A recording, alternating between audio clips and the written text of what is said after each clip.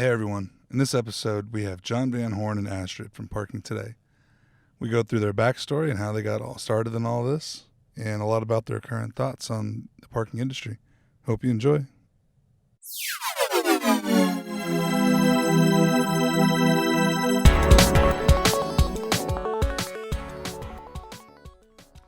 All right, everybody, welcome back to Parker X. This is Lester Mascon, and today I'm sitting with John Van Horn. And Astrid Ambroziak. thanks for coming on the show. It's my pleasure. Yeah, I'm excited. I'm nervous. Are you? Don't worry about it. You'll be okay. It's daunting. You've done this before. Something like this. Okay. So I usually just jump right in instead of doing all the small talk stuff. So I'm super curious myself because I don't know this story. How did you get started in all this? Like, where did all this, what made you do it? Where did it all come from? Why have you done this thing? My father was a printer. Oh. He's a... Here in Southern California? Yes, or? Actually in Fillmore. Okay. Up I know where right you where live. that's at. Yeah. Right. And take the Western train out he was editor of the local small town paper. He not only was he a printer, but he ran a linotype. This was back in the days of Gutenberg, so movable type, and he would actually compose stories right directly on the linotype to put the newspaper together. And I have pictures of me at 5 years old sitting in front of a case of type, setting type with a stick, and one at a time. So I've been doing all of that. And I grew up in this business. And when my father retired, I took over the paper, drove it into the ground, practically went bankrupt, and and sold it in the nick of time. Okay. And headed to the city to make my fortune, and which of course I didn't. But But I actually started out in working for a company that manufactured card access systems. Okay. Put the card in the slot, unlocks the door. What company was that? Rusco. Okay. And then after they fired me, I went to work for Card Key, which was the same stuff across the street. And then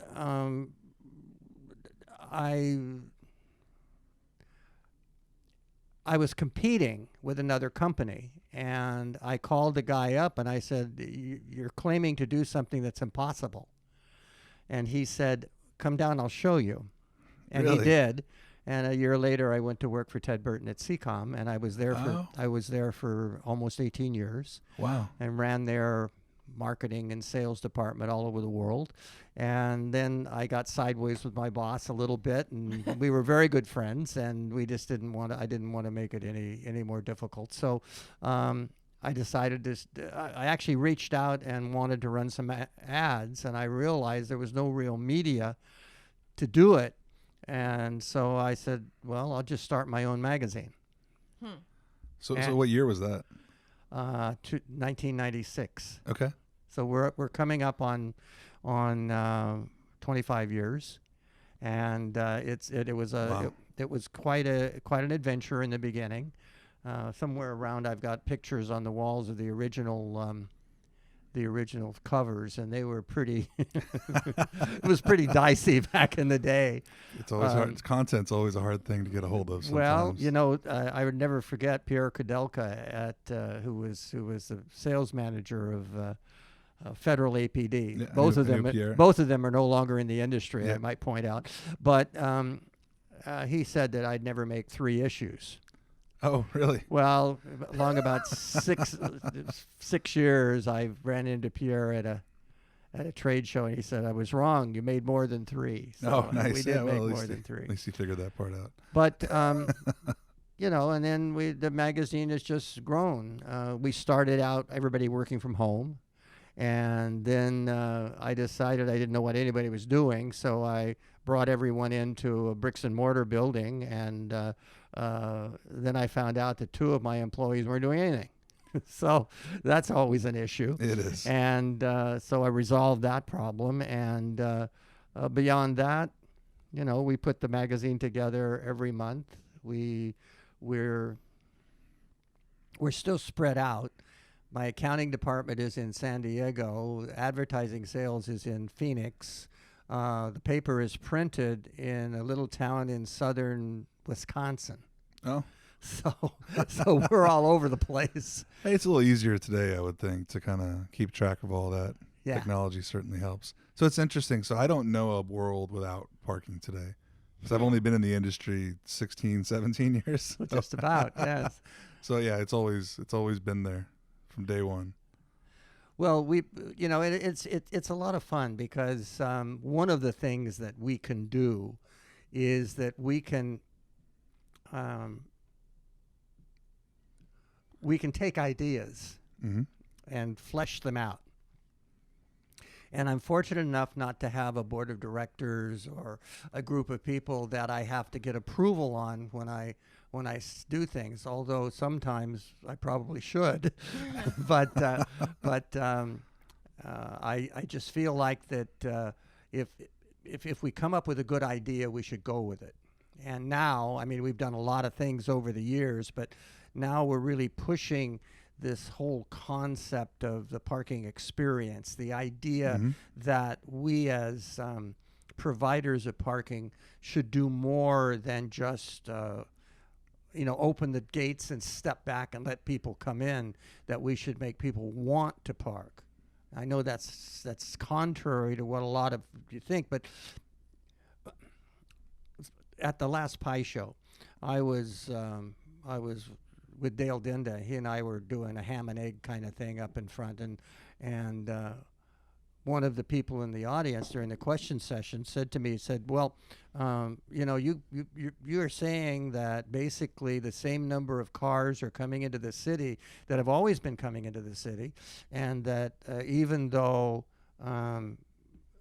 the percentage of people who are riding, people who are riding buses and who are taking rapid transit has the same today as it was 60 years ago. And since there's more people, there's actually more cars coming into the city. Why aren't there more cars in my garage?" And I said, "Well, maybe you should learn how to sell bananas." And he said, "What do you mean?" I said, "Well, the guy down on the street who sells bananas, you can buy them by the bunch. You can buy green ones so that you can have them for later. You can buy one if you want to eat it when you walk out of the store. You can buy ones that are ripe or overripe, so you can take them home, mash them up, and use them for other things." So he gives you a lot of choices and different ways that he sells the bananas. All you do is you open your garage every day and leap out of the way, so you hope you don't get run over by somebody coming in to park. It's a very passive way to do business. Well, but yet I suggest that even today, the vast majority of parking garages are run that way. And because if you talk about, and they've done studies, they talk about Lyft and Uber, which is becoming a competitor. See, we never had competitors before, but now we've got competitors. And so people don't have to park.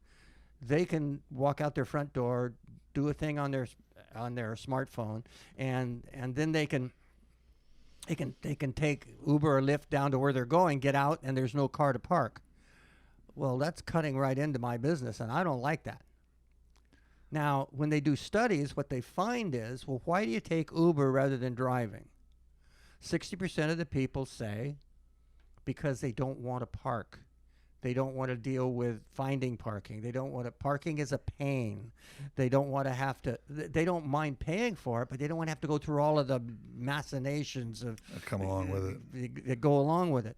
And so, if we're losing business, it isn't because Uber suddenly became. It's because we've lost it already, and everybody was looking for an alternative.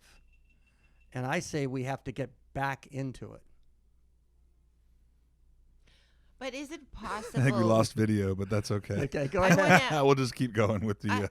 I want to ask you, like, I've never, people are saying Uber came or TNCs came to the industry, but I've never heard anybody via all different conferences, or maybe I missed it, or via us to say, okay, we talked about women being afraid, for instance, parking in the garages. I personally was reviewing the Downtown for Women, which was excellent book, and we had Downtown for Women people speaking at Pi. But lately, I'm sort of perplexed. We talked about safety and parking and cost of parking. But the person who's picking me up as a single woman in Uber could be a person who, during day hours is running a parking lot downtown LA, or I don't know his credential. That I'm trusting with my life to get into a car with Uber driver. Why? How? It's almost like parking industry. We're giving up. We're not competing. Like you said, those guys are not learning how to sell bananas. Isn't that addressing it, engaging in a conversation? How do we? I like to multitask. That ends up being one of the reasons I do it, because I can sit in the car on the phone on my email, and if I've got a long drive and someone else is driving, That's why you would take TNC. that's why I do it a lot. Like when I travel, I end up taking those things just because. Well, that makes sense, not renting a car, but oftentimes there is something if you're going, let's say, their benefits. So it's either or. If I know that my parking is inexpensive or compatible with the price of TNC, but also, like the other day there was I wonder how it worked with Mick Jagger coming to Rose Bowl. That was last week, and the streets were jammed with TNCs dropping and picking off people.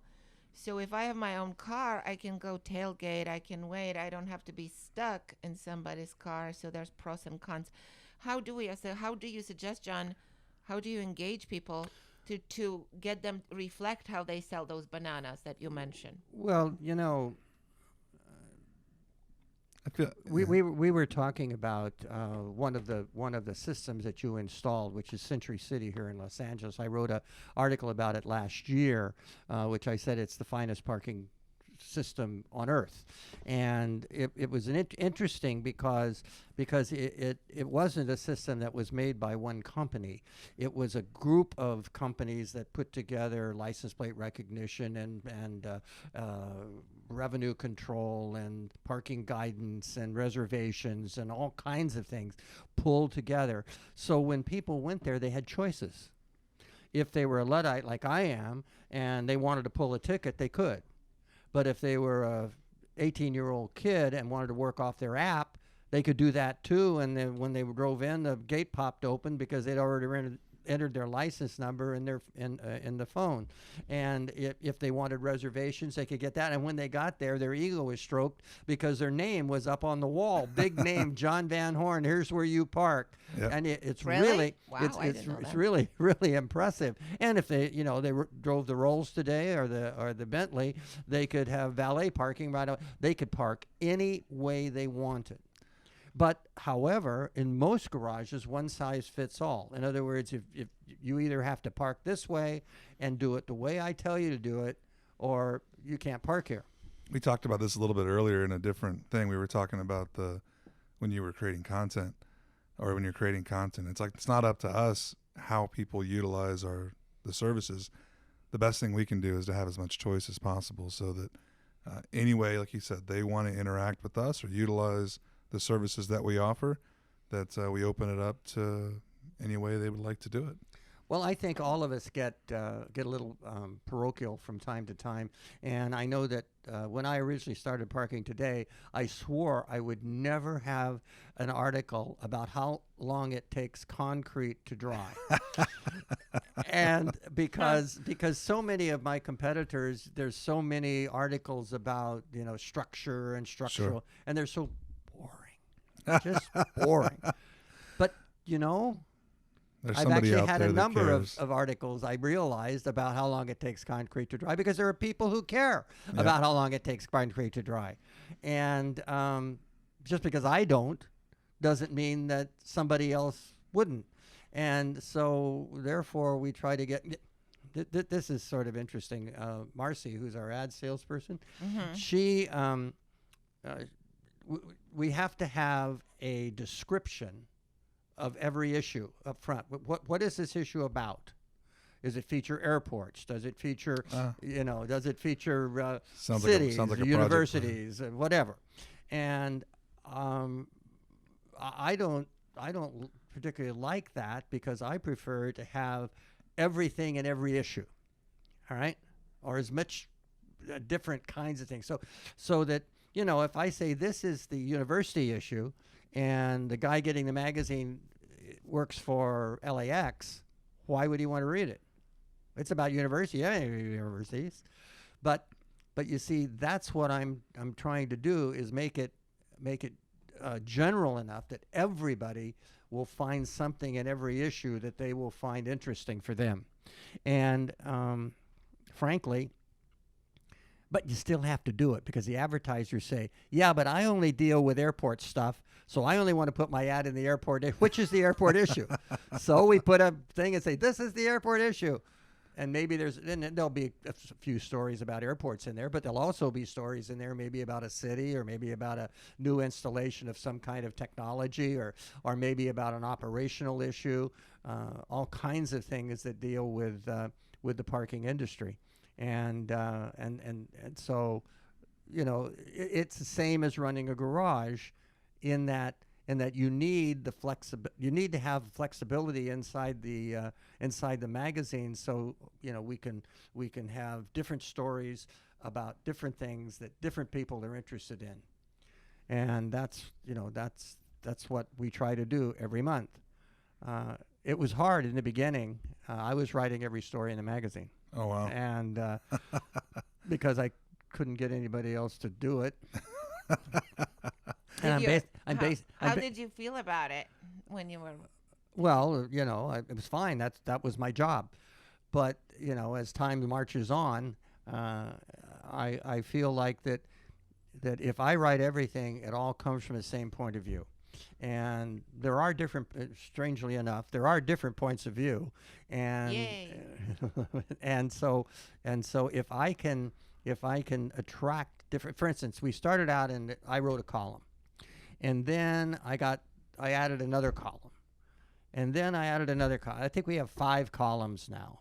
One of them is about stuff in the UK, in Europe, which is sort of interesting.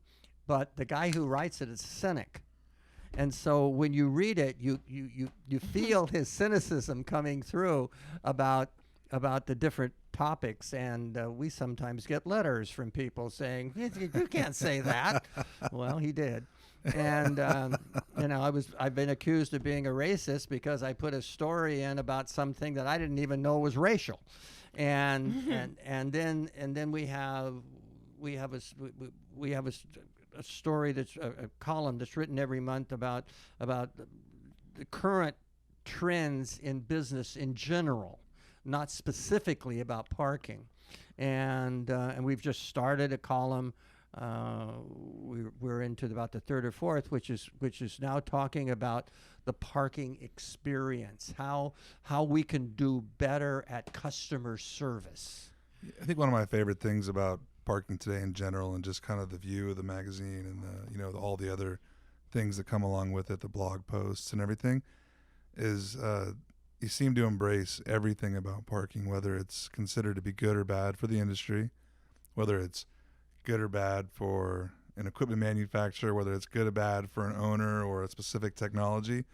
It's like, this is what's going on in our world of parking, and you guys create amazing stories about it. So I think it's a very good mix, and it doesn't feel like it has an agenda. Wow. Well, that's very Thank kind, you. and it's high praise indeed. I really appreciate it. That's certainly our goal. I know that there's some months I look at the magazine. But, it's one of the beauties of putting out a magazine. I've gotten angry reading some of your articles before too. That's good. That's Damn good. it. That's good. We want everybody to get angry at John. Good. Oh yeah, well yeah. you gotta have a thick skin, I'll tell you. But I think that 1 month, you could put out a magazine. See, I have the best job in the world because my job. You can change your mind whatever you want Yeah, to. no, my job, because every month we start over from zero. Once the pressman in somewhere in Wisconsin hits go or hits on, You're done. it's run, and now we can start a new one. And so if we screwed up the old one, I mean, we could put out something that wasn't even worth putting on the bottom of a bird cage, but the next month we could win the Pulitzer Prize because we start over. Yep. And most people don't get the opportunity to do that. They don't get the opportunity to start over. Their job never ends. It just kind of goes on and on. Even like when you install a park system, it's never really finished. There's always something that's going on, and there's always something that you get called back and you have to fix this or do that, and you can't draw the line and stand and say, I'm done with that. It's like, no, we're done. It doesn't do that now. Yeah. But I can. And so that's one of the real benefits of this. It's hard because I know Astrid and I sometimes argue about this over the fact that, well, gee, this wasn't the best thing we've ever done. But I always make the comment that I would have launched a challenger. Somebody's got to push that button. Yeah. And you have to say, this may not be the best thing, but we can't wait forever. Because we got a guy back there in Wisconsin, and if we don't have the stuff there, he's going to run it'll be blank. So we got to work on it. And perfection is certainly the enemy of great. But The enemy of good. but also, like, we started using certain principle of humanity in the magazine, like Men in the Arena. So yes, we start all over, but we are in the arena. So there is going to be somebody who's going to be displeased. But the key is, are we engaging people in a conversation that we can bring all of us through diversity, excellence in parking? So we are focusing more on, we are human beings. We all come with a baggage. So, John, we start all over, but we do learn from previous issues, don't we? And we Well, of strive. course. Sometimes. I mean, I'm excited about, we have this year, we are bringing one issue. It's going to be veterans, dedicated to veterans and parking. And John served. We have a lot of people in parking industry who served our country. I was in the Marine Corps. Wow. See, thank you for your service. It's my pleasure. And so I'm really excited because I think parking industry does want to create jobs for people who give us this freedom to live in this country. And there's going to be a lot of interesting stories. I'm passionate about focusing on mental health. Kathleen Laney writes a column that focuses on mental health for all of us. So yes, it's parking, but it's people in parking. Well, one of the things that we did is that the problem with publishing a monthly magazine is that You have to do it monthly. that's one of the problems, is that it's by the time it's out, it's 6 to 8 weeks old. The news is not news anymore. It's more I had a level of frustration with that. Somebody would get hired for a job. I would put it in the magazine 2 months later, and they were already gone. So we couldn't keep up to date. Sure. So Astrid and I came up with this idea of parknews.biz, where we would post all of the news that we could find every single day on a website, so that people could go in every day and find out what was happening today, not what's going to happen. That's what happened 2.5 months ago, but what's happening today. And so Astrid came in as editor of parknews.biz, and every day she does some kind of magic to find stories, not only stories that are sent to us, because we get plenty sent to us from news releases and so on about, Sure. A new system is installed somewhere or somebody was hired or whatever it happens to be, but also stories from parking in the news, where a certain city has had a problem where or somebody had parked their car and got a ticket, but yet all of the tires had been stolen off the car and they couldn't move it, but they got a ticket because the car couldn't have been moved in 2 hours. And, it's funny, but also thinking about, why do people hate parking? They hate it because that PEO, parking enforcement officer, didn't have the common sense to go and find out about what was happening to this car. It was sitting there, and by God, it was getting a ticket. Every last one. And so, or you find a car somewhere in New York that's got 73 tickets shoved under the windshield wiper. What's that all about? I mean, if it was so evil, why is it still there? Why wasn't it towed? Why didn't it? I mean, you don't understand. Better yet, let's put a boot and make sure it stays there. No, there you go. But sometimes, speaking of the other day, John and I were talking about it. We get all these press releases, and literally, Einstein, I think, said it. You have children, right, Lester? If you cannot explain it to a 6-year-old, you don't know what you're talking about. And these press releases, we were fighting to be nice because we couldn't figure out what was it about, what this company did. And John says, well, it's a classic Kiss. And I thought, Kiss like the band? And he goes, keep it simple. Keep it simple what? Stupid. Well, but then I wanted to be nice because John gets a lot of people say, what did Van Horn say again? And I'm the peace person. And I looked it up, and actually in the Navy, 1960s, they coined it, keep it simple and straightforward. Oh, well. Well, that's what the Navy says. Yeah. But and you know about those Navy guys, right? But I start thinking how much trust difficult it is to keep it simple. It's so much easier I write sometimes and John goes, keep it simple, too many words. And then he cuts it out. And I realized, oh my God, I just write too much because I'm insecure or I bullshit. And I think that's what we do in the industry. That's why people don't know how to. That's maybe the parking enforcement officer doesn't know that the wheels are. They just follow the rules. Well, see that's part of the issue, and I mean, of course I get into trouble when I do stuff. Julie Dixon. And I think you've interviewed her. I have. And she's probably one of the most knowledgeable people in this industry, certainly about cities and all of that kind of thing. And the most beloved. Yeah, tremendous background. She's She good holds people. an event a couple times a year here in California where basically the parking people from cities and municipalities around the state come together for a few hours and just talk about different issues. And she made the tactical error of introducing me because I was there and said, well, you want to say a few words. So I gave them my parking experience speech, and I was saying that,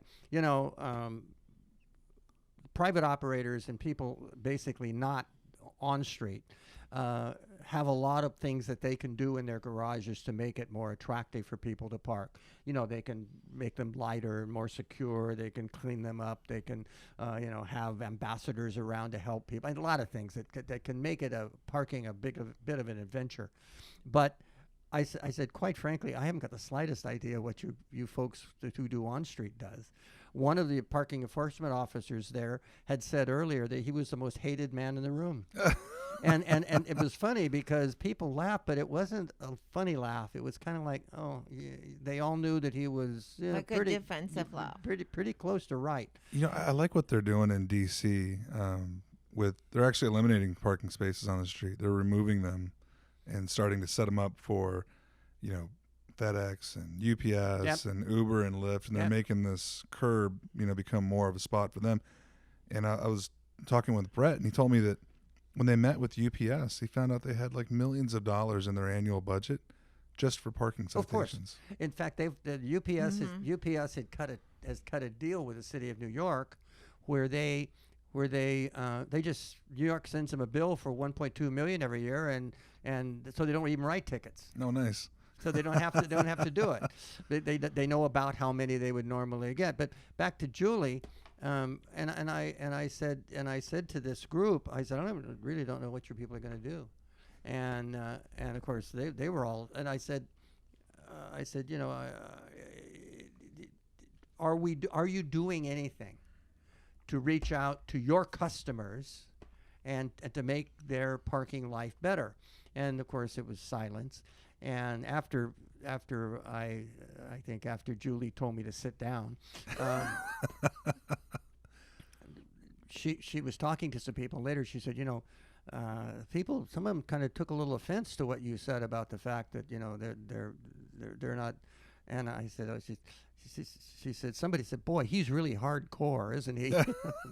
Now, I don't know hardcore what, but the problem is, I think, that we as an industry have not thought about this issue.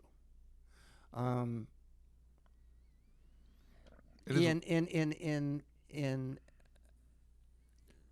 enlightened cities, they talk about altering people's activity to try to get people to change the way they park. And that's what citations are about. Well, okay, but is there another way to do it? You know, we got the whip and the chair kind of problem, and the carrot. What is there another way to alter people, the way people park in the city? You know, if Washington D.C. removes all of the on-street parking spaces, you know who it's going to affect the most? It's going to affect the poor people, because it's the poor people who live in apartments, poorer people who live in apartments which don't have underground garages, and so they have to park their cars on the streets. So where are they going to park? New York City has 1 million parking spaces on street. And what are they going to do? Yeah, they don't have the inventory off street to deal with it. Well, nobody does. But what they just did with that congestion pricing and stuff. Oh, well, I mean, there's all kinds of things that are coming down the pack. Yeah. And but the problem that they don't think about is that the person who has money doesn't care about congestion pricing. So it costs me $20 a day to get into downtown Manhattan. It doesn't make any difference. Yeah, but the poor schnook who has to live out in Canyon Country and drive to Century City every day because he can't afford to live in West LA. Yep. So he lives out in Canyon Country. He comes down, and now you're going to charge him an extra $20 to get to his job. And there's no other way for him to get there. There's no train. There's no bus. There's no underground. Nothing. So what's he going to do? He's going to pay it. Well, or he's gonna move to Idaho.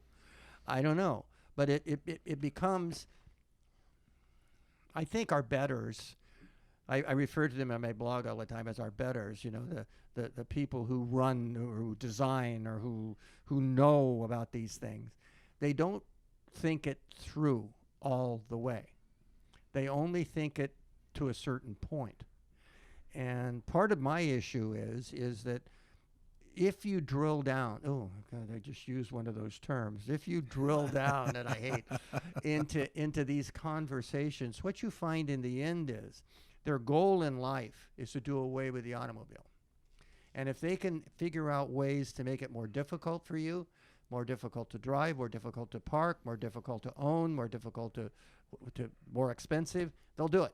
Because their goal in life is to do away with the automobile, and by doing that, of course, doing away with the industry that feeds our families. We have a friend from Portland. John tends to. Sometimes there's action going on Twitter, and then I wake up John in the middle of the night, and John goes and tweets, and then Tony Jordan and John get into the conversation to the point that they're going to be having a discussion at SWAPTA. And Tony Jordan is one of those people who doesn't believe in cars. Well, you know, he's really very, very good about it. Tony, in fact, he would be a good interview for you. Yeah. Tony he's an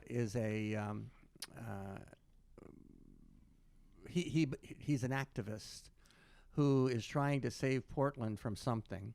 He's a chupista. Yeah, but he's realistic at the same time. He says I don't want to stop new garages. I mean, I don't want to stop people from parking garages. I just don't want there to be any new garages built. That's interesting. Okay, so we want to double the population, double the number of cars, but we don't want to do anything about the infrastructure to deal with them. And well, that's not really what I meant. Well, yeah, but it's what you meant. So these are the kinds of things that I think we need to have clear conversations about. I mean, I don't have a problem with somebody who says, I really don't like automobiles, and I'm sure when I'm parked on the 405 out here, I don't like automobiles either. In Yeah. fact, I like my automobile, but I don't like anybody else's automobile. Exactly.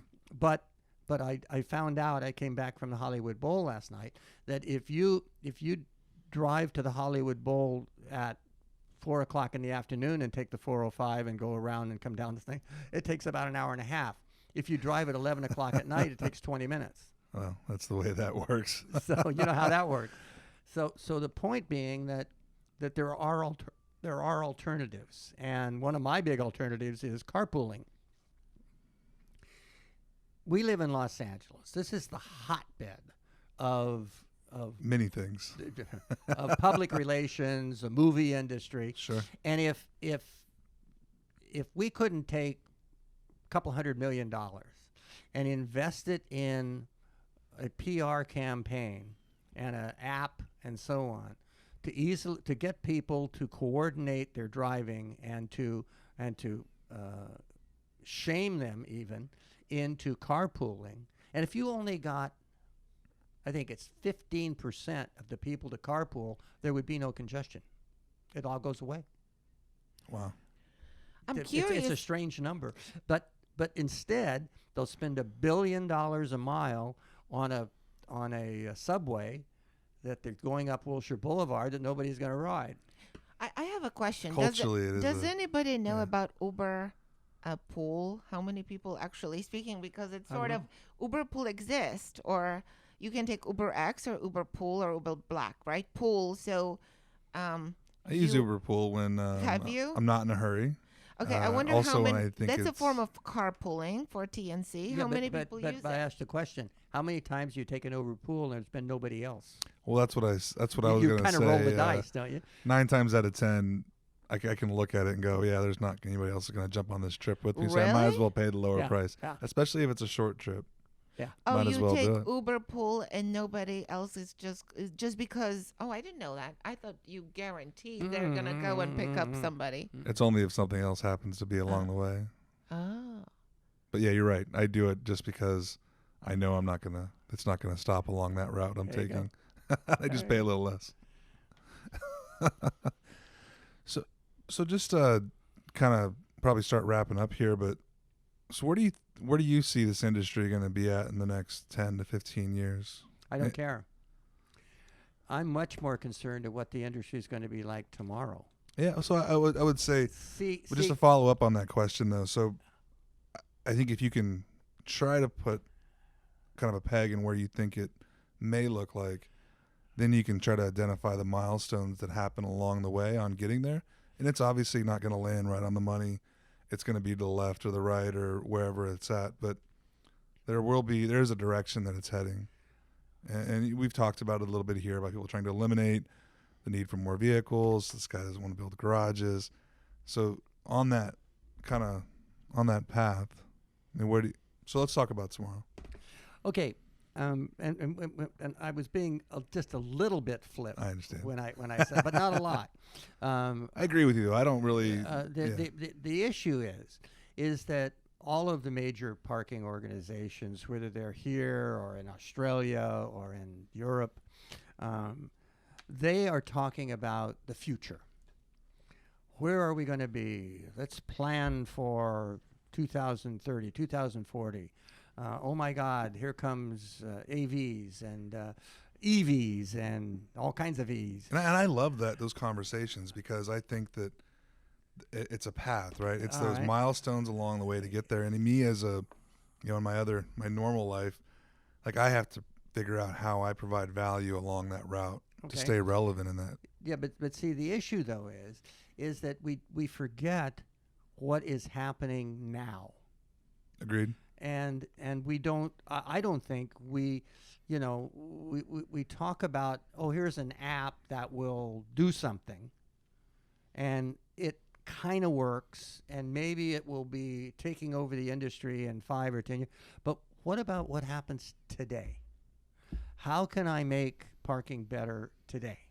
How can I make it so that when I say I'm in the parking business, people don't get a funny look on their face and want to spit on the ground? Yeah. You know, I mean, how can we make our industry as respected as any other industry? The service that we provide, how do we make that service better? Now, we can spend some time talking about where I think it's going, but to what end? I would much rather invest that time on what we're going to be doing at PI this year is talking about, and I'm going to try this. I don't know if it's going to work. I'm going to try to have every single exhibitor give me 2 sentences on what their product does to make the parking experience better for our parkers.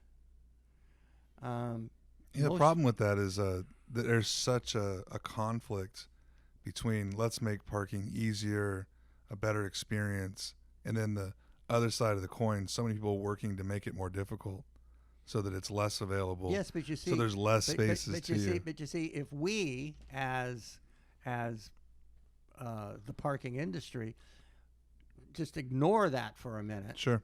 I'm not saying ignore it, because we need to be involved in the process if we can. But if we as the parking industry can get involved in making parking better, maybe it will blunt some of the issues Sure. that come down the pike. Astrid? I think it's one of those things that if you can just get it to a point where people, it's like when I go to the grocery store, I'm not worried about how do I get a shopping cart once I get there. Like, I know that that's just going to be something I'm going to do when I get there, and I'm going to figure it out. I'm not really worried about it. But if we can stop the parking experience from causing people anxiety and make it and turn it into this kind of thing where, yeah, I'm going to go there and parking's the last thing on my mind that I'm going to worry about. Like, that's where you kind of have to move it to, right? And that's what you're saying, I think. But I also think that for so long we never addressed the perception of parking. So right away, so maybe it wasn't the people who make it more difficult removing spaces, but from the beginning, parking just got a bad rap. And I think that right now, like, it's not your grandfather's parking anymore. We have millennials like yourself. We have young people who are come from all different walks of life. We have lots of women, technology involved. And so how do we exactly focus on customer that parking is so great that it's not even noticeable, that it's seamless. And the only way people are gonna focus on parking, it's when there's a problem with it. I think that when you can just go smoothly and park, and it's actually much easier, and I feel safer, and I can I choose not to have my groceries delivered from Whole Foods. I choose actually to go to a regular store, that I can still load up my car with different bags, that I can run errands. And the parking aspect, it's easy. Well, it's just not something you think about anymore. It's not a challenge that you have to overcome on your journey. It just becomes this thing that's going to happen, and it doesn't require any much from you for it to happen. That's so I think, like, from my perspective, I like looking down, further down. But I think today it's what matters. How do we? I see companies focusing on making money and being sold to other companies, but the customer, me as a customer, gets lost. So I think we have a mission as parking industry to focus, and I like what we're doing, parking experience today. I do like the you do when you think about parking. It is currently in a lot of situations, it's one of those things that anybody and everybody would avoid doing at all costs. And I don't care if you carry a Bible and have a white collar, you don't feel guilty when you steal it, when you don't pay for it. Exactly. Well, those are very difficult challenges to overcome.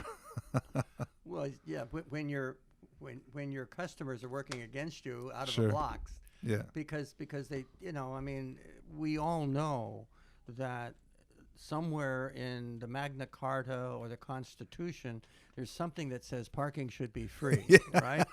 And that wait a minute, you're taking some dirt and you're charging me to put my car there, and then I leave and I haven't done anything. I mean, what how does that make any sense? My goodness, you look at the.